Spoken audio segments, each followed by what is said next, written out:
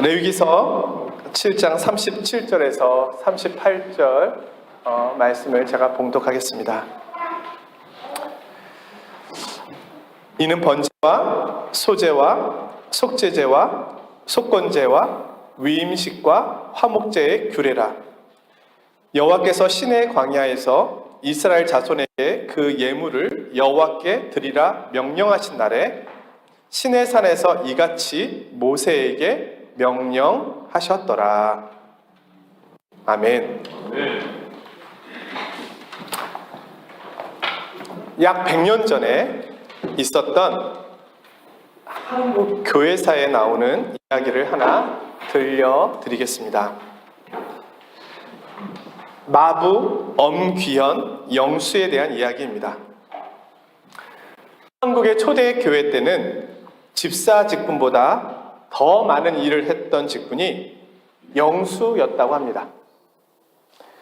영수라는 직책은 교회의 모든 일을 관리하던 봉사직인데 교회 종치기, 청소, 행정은 물론 설교자 부재 시에는 설교까지 했다고 합니다. 엄기현 영수는 너무 성실하여 주일과 수요일 밤이면 난포불을 켜서 예배를 드릴 수 있도록 준비했고 새벽종을 치고 청소를 빼놓지 않았으며 겨울에는 난로불을 꺼뜨리는 일이 없었다고 합니다. 마부였던 엄기현은 당시 고종왕의 가문인 이재영 대감을 모셨다고 합니다. 그리고 나리와 가까워지자 전도를 합니다. 나으리 황송하오나 오늘부터 예수를 믿으시옵소서. 그래야 나리도 죄사함을 받고 영생을 얻을 수 있사옵니다. 이 대감은 그 이야기를 듣자 빈정대는 투로 예수를 믿으면 마부꾼 신세도 면하게 되는가? 어디 양반이라도 될 수 있는가? 하고 물었습니다. 그러자 엄영수는 나리, 예수를 믿는 것은 그런 도리가 아닙니다. 저는 마부꾼 신세를 면하려고 예수를 믿는 것이 아니라 마부꾼 노릇을 더 잘하려고 믿습니다. 하고 대답하였습니다. 그러면서 나리께서 예수를 믿으시면 제가 평생을 마부꾼으로 나리를 모시겠습니다. 하였습니다. 이재영 대감은 이 말에 놀라는 한편 예수에 관한 호기심이 생겼습니다. 그는 기독교가 그렇게도 좋은 것인가? 하는 의문과 함께 예수에 관한 것들을 많이 묻게 되었습니다. 그리고 세월이 흘러 이재영 대감은 신학을 공부하고 목사가 되었습니다. 기독교는 좋은 것입니까? 왜 좋은 것입니까? 기독교만이 죄사함의 은혜를 말하고 하나님께 가는 길을 알려주기 때문입니다. 지난주에 하나님께서 자신에게 나아오는 길 두 가지를 알려주셨다고 말씀드렸습니다. 기억해 볼까요? 뭐죠? 하나는 거룩한 제사고 또 하나는 거룩한 삶입니다. 이 두 가지가 함께 지켜져야 하나님께 나아갈 수 있습니다. 오늘은 거룩한 제사에 대하여 조금 더 말씀을 드리려고 합니다. 제가 정말 오늘 말씀을 준비하면서 기도도 하고 또 고민도 많이 하고 잠도 샀습니다. 어떻게 하면 이 말씀을 쉽게 설명해 드릴 수 있을까? 레위기를 건너뛰고 싶은 마음이 아직도 많이 있습니다. 그런데 저마저 건너뛴다면 누가 이 레위기를 쉽게 접근할 수 있겠습니까? 그래서 제가 짐을 지고 레위기를 잘 설교하시는 방법을 고민해 봤는데, 제가 대화형 인공지능 챗 GPT에게도 물어봤습니다. 너무너무 답답해가지고 너라면 어떻게 할 거니? 레위기를 쉽고 재미있게 설교할 수 있는 방법을 알려줘. 제가 딱 물었어요. 뭐라고 답변이 나왔는지 아셔요? 시로 읽어도 좋고 노래로 만들어도 좋습니다. 그러면서 오늘 본문을, 레위기를 시로 쓰는 거예요. 근데 여전히 어려워요. 뭐 이거 시로 한다고 뭐. 네? 번제물은 수송아지를 드리며 이게 뭐가 쉬워요? 어렵잖아요. 그래서 안 되겠다. 다시 물었어요. 이거보다 더 쉬운 방법은 없을까? 그랬더니 퀴즈로 문제를 내는 거예요. 네. 번제로는 괄호, 무엇을 드리며. 하나도 재미없어요. 그래서 이것도 아니야. 그래서 인공지능도 해결할 수 없다. 그럼 나는 해결할 수 있을까? 하다가 제가 내린 결론이 있습니다. 어려운 것은 빨리 지나가자. 그러면 나중에 지나간 후에 뒤돌아보면 알게 되는 경우도 있다. 그래서 제가 레위기 1장부터 7장까지 오늘 빨리 지나가려고 합니다. 더 좋은 레위기 설교 방법이 있다면 제게 알려주시고, 제 생각에는 특별한 방법은 없어요. 제가 30분도 안 걸려요. 약 20분 동안 빨리 지나갈 거예요. 그냥 귀를 좀 쫑긋 세우고 집중해 주시길 바랍니다. 레위기에는 5가지 제사가 나옵니다. 근데 이 제사들이 오늘날에는 예수 그리스도의 죄사함과 은혜를 통하여 다 성취되었습니다. 하지만 레위기의 제사를 이해하면 그리스도의 사역을 더 깊이 이해할 수 있습니다. 그래서 설교해야 하는 겁니다. 5가지 제사 중에 첫 번째는 번제입니다. 자, 번제의 제물로는 숫소, 순양 혹은 순년소, 새 수컷을 드리는데요. 제물 전체를 태워서 그 향기를 하나님께 드리는 제사입니다. 그러기에 번제물은 어떤 부분도 먹을 수가 없습니다. 제물의 종류의 차이는 경제적인 수준에 따라서 선택할 수 있었습니다. 자, 번제라는 이 제사는 제물 드리는 자의 죄를 용서받는 제사입니다. 물론 속죄제와 속건제도 죄를 용서받기 위해 드리는 제사이지만 차이가 있다면 인간의 본질적인 죄에 대하여 용서받는 것이 번제입니다. 그리고 자신의 전부를 드리는 헌신을 나타냅니다. 신약에서 사도들은 예수님의 십자가의 죽으심을 번제물로 이해했습니다. 예수님께서 우리의 죄를 사하시기 위하여 자신의 몸을 번제물로 드리셨습니다. 에베소 5장 2절의 말씀입니다. 그는 우리를 위하여 자신을 버리사 향기로운 제물과 희생 제물로 하나님께 드리셨느니라.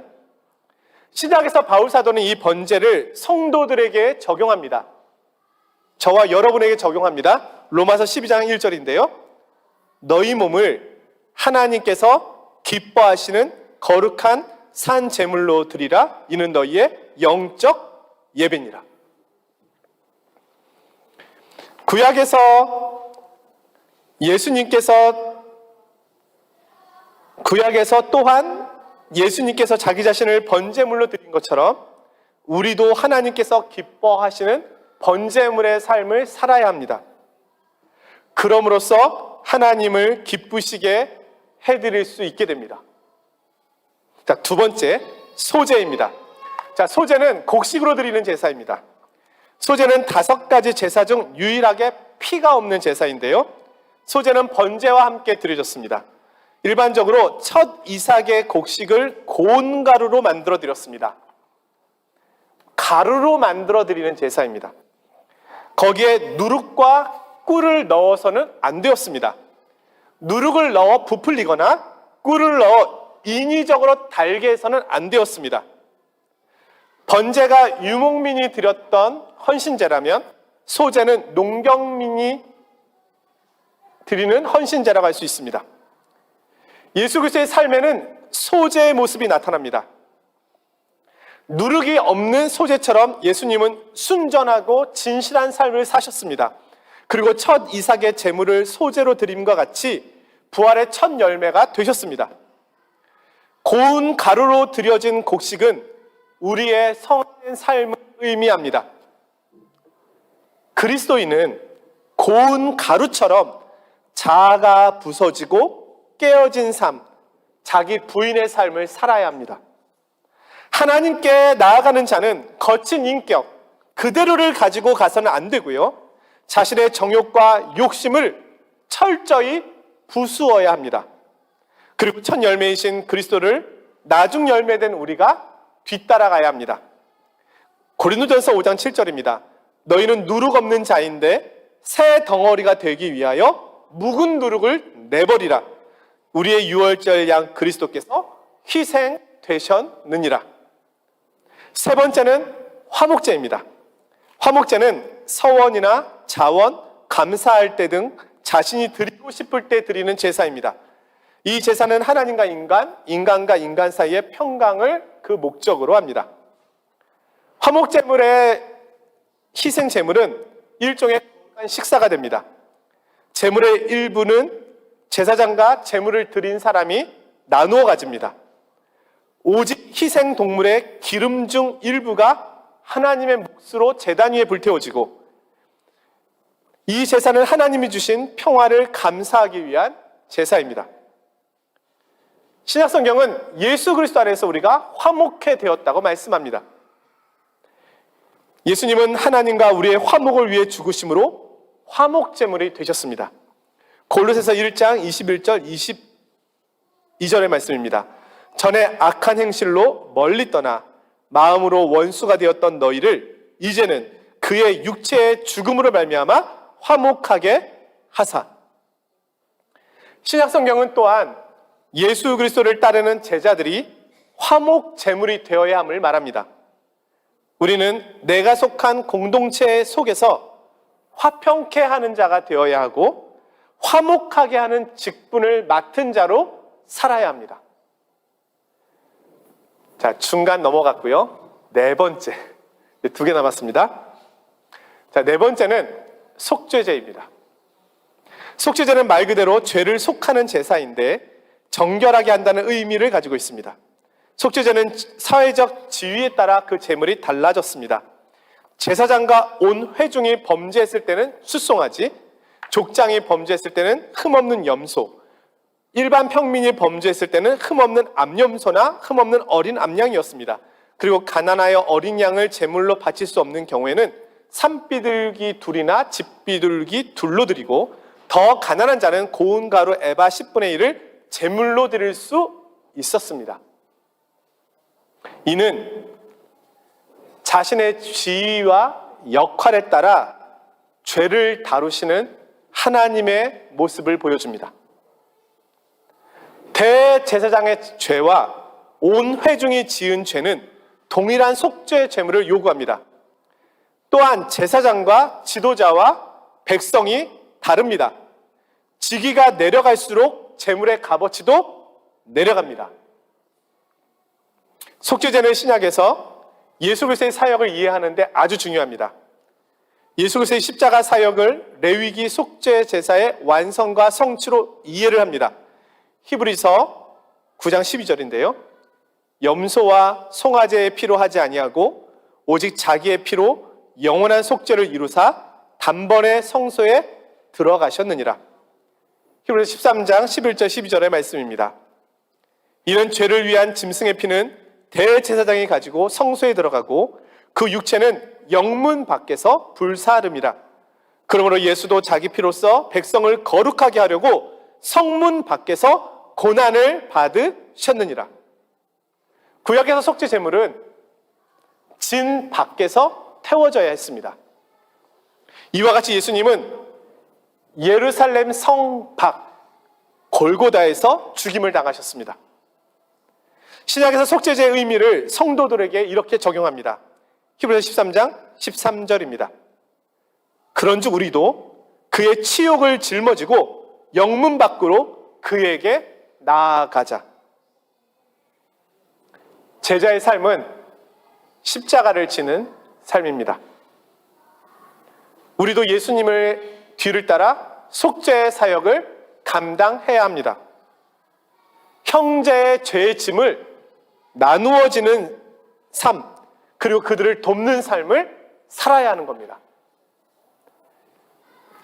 마지막 다섯 번째는 속건제입니다. 자, 속건제는 기본적으로 소유권 침해에 대한 보상의 의미가 있습니다. 소유권을 침해하는 경우가 두 가지가 있는데요. 하나는 하나님의 것, 성물에 대한 침해, 또 하나는 이웃의 재산에 대한 침해입니다. 여기에는 보상의 의미가 있습니다. 손해를 끼친 것을 갚고 더하기 5분의 1을 더 갚습니다. 나병 환자의 예를 들어보겠습니다. 자, 한센병 환자가 병에서 치료되어서 하나님께 나아올 때는 속건제를 드립니다.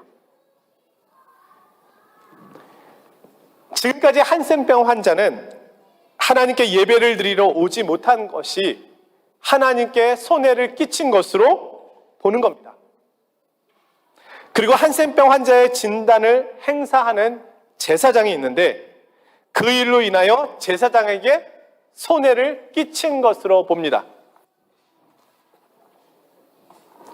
성경은 인간이 죄를 지은 것을 하나님께 손해를 끼친 것으로도 해석합니다. 인류는 죄를 범함으로 하나님께 손해를 끼쳤습니다. 그런데 예수님께서 우리를 대신하여 백성의 죄의 값을 치르신 것입니다. 이사야서 53장은 고난받는 종의 노래인데 10절에 속건제의 의미가 나옵니다.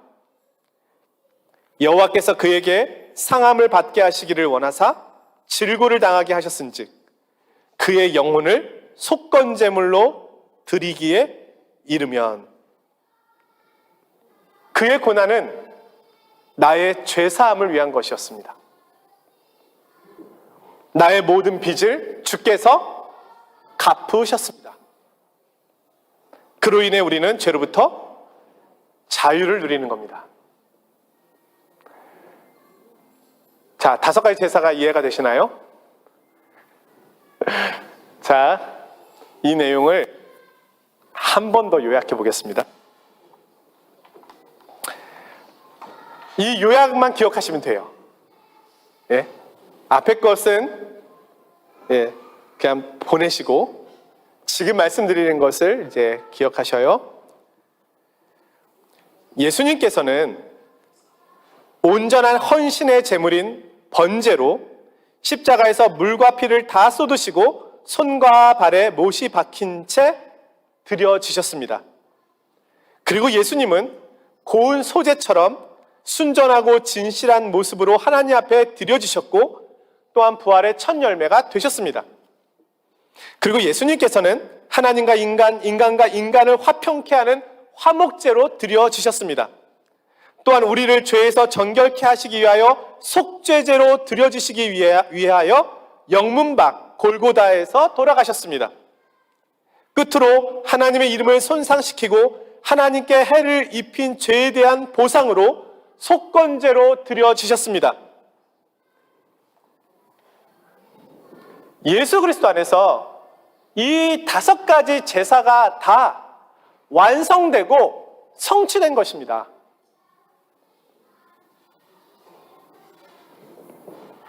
그러기에 오늘날 우리는 제사가 아닌 예수 그리스도를 믿음으로 하나님께로 나아가는 겁니다. 하나님께 나아가는 길이 바뀌지 않았습니다. 구약이나 신약이나 하나님께 나아가는 길은 두 가지가 충족되어야 합니다. 거룩한 제사와 거룩한 삶. 근데 이것이 예수 그리스도 안에서 충족되었기 때문에 오늘 우리가 그리스도의 이름을 믿음으로 하나님께 나아갈 수 있게 되었다는 겁니다. 그러니 그리스도의 이름이 없이 어떻게 하나님께 나아갈 수 있습니까? 우리가 예수 그리스도의 이름을 부르고 그분을 믿는 이유는 바로 여기 있는 겁니다. 그분이 완전한 제사를 드리셨기 때문입니다. 레위기는 예수님을 담고 있는 바구니인 겁니다. 성탄절의 의미는 예수님께서 우리를 구원하시고 용서하시기 위하여 제물이 되기 위해 오신 것입니다. 만테냐라고 하는 화가가 그린 잠자는 아기 예수와 성모 마리아라는 그림이 있습니다. 거기에는 어머니 마리아에게 아기 예수가 이렇게 안겨있는 모습이 나오거든요.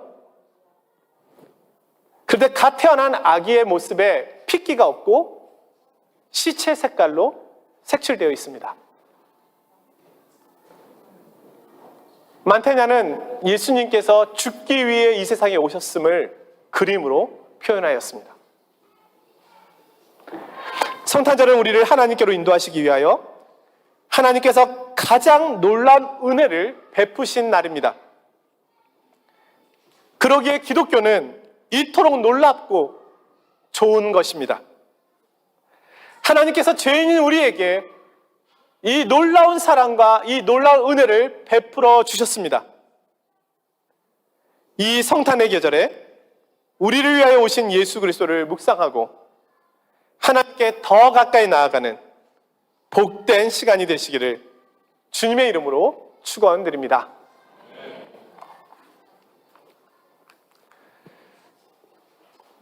거룩하신 하나님 아버지, 저희들에게 예수 그리스도를 보내주셔서 진심으로 감사드립니다. 오늘 우리는 우리의 의로움으로도 하나님 앞에 나아갈 수 없고 우리의 재물로도 하나님께 나아갈 수 없음을 봅니다. 우리가 거룩하신 하나님께 나아가는 유일한 길은 오직 예수 그리스도 때문임을 고백드립니다. 주님, 우리의 모든 연약함과 우리의 모든 죄, 우리가 어떤 형편에 있든지 간에 예수 그리스도의 이름을 의지함으로 하나님께 나아갑니다. 그 이름에 구원이 있고 그 이름에 치유가 있으며 그 이름에 용서가 있고 그 이름에 회복이 있습니다. 이 성탄의 계절에 이 주님의 사랑과 은혜를 나누는 저희들이 되게 하여 주시고 주님께 더 가까이 나아가는 복된 시간이 되게 하옵소서. 예수 그리스도의 이름으로 기도드리옵나이다. 아멘.